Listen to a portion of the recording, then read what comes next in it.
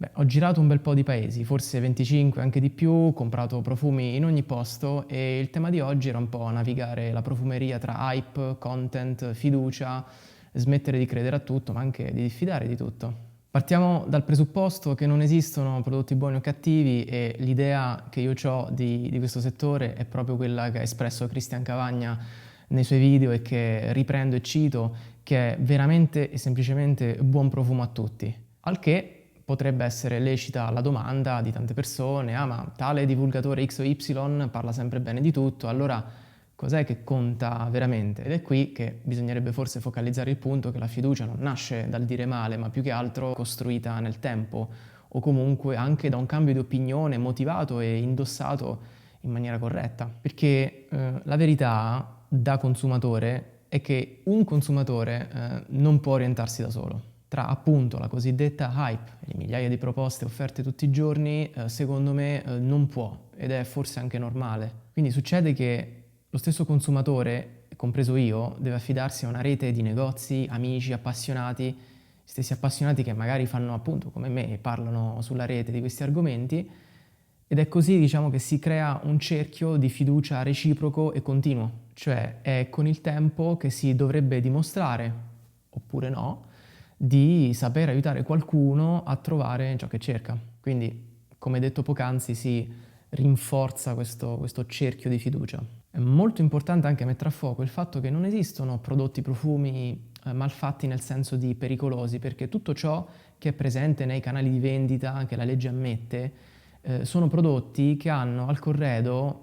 tutta una serie di documentazione depositata laddove non è segreta e quindi solo riservata alle forze dell'ordine, immagino, comunque depositata presso gli organi competenti. C'è tutto uno studio dietro, quindi tutto ciò che si vende è stato molto oculato prima di essere immesso sul mercato. E a tal proposito vi invito a vedere il video del maestro profumiere Alberto Allegretti proprio sul tema della sicurezza, è un video veramente interessante al quale si imparano molte cose. E comunque, tolti i casi di manomissione, contraffazione, rimarrebbero soltanto tre variabili: aspettativa, budget, gusto personale. E quindi per tornare un po' all'inizio, se mettiamo da parte quello che è l'espressione creativa di un autore, che è più che altro filosofia, racconto,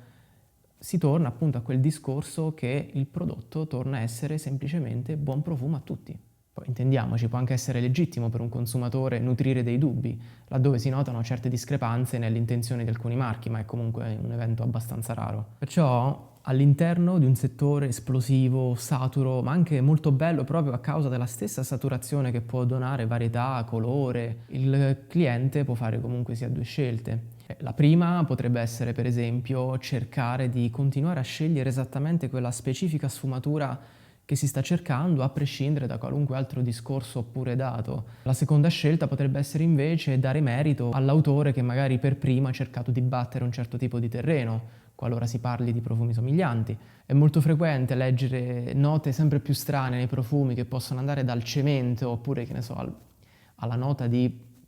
che ne so, quadro appeso oppure sangue, no? Però l'estremismo artistico, la rarità, il prezzo, il posizionamento, cioè da soli non sono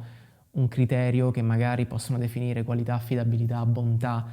che poi appunto è soggettiva. Ed è qui che quindi entra in gioco il tempo, che come si suol dire è galantuomo, nel senso in cui con il tempo emergono quei contributi degni di nota che creano, diciamo, fervore nel settore e senza nulla togliere magari ai contributi meno impegnati. Paradossalmente dovremmo tutti recensire profumi perché siamo tutti clienti ed il problema non è il problema della mole del content, del contenuto, non è nel contenuto stesso, nella mole stessa, è più che altro poi nella struttura stessa dei social media, di come si va a consumare quel contenuto che può essere frettoloso, magari non tanto studiato bene, non fruibile. Parlando un po' più di me, invece, sono molto soddisfatto di questo percorso che io ho iniziato circa nel 2014 fino ad oggi, dove ho scoperto un sacco di marchi che mi hanno insegnato un sacco di cose e per esempio fra tanti nomi posso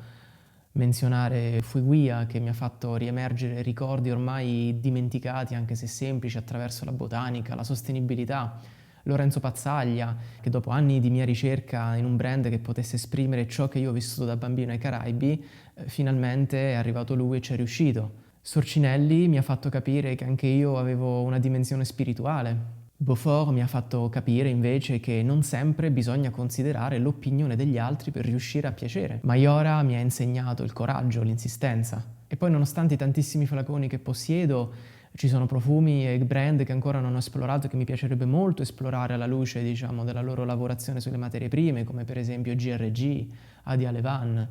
e che veramente vorrei sapere come riuscire ad acquistare visto la loro, diciamo, rarità e la loro novità. Ci sono poi altri nomi che io speravo di indossare di più, altri che non ho continuato a esplorare perché le prime esplorazioni non mi hanno coinvolto più di tanto, altri che proprio invece non sono nelle mie corde. Ma di questo parleremo nei prossimi video.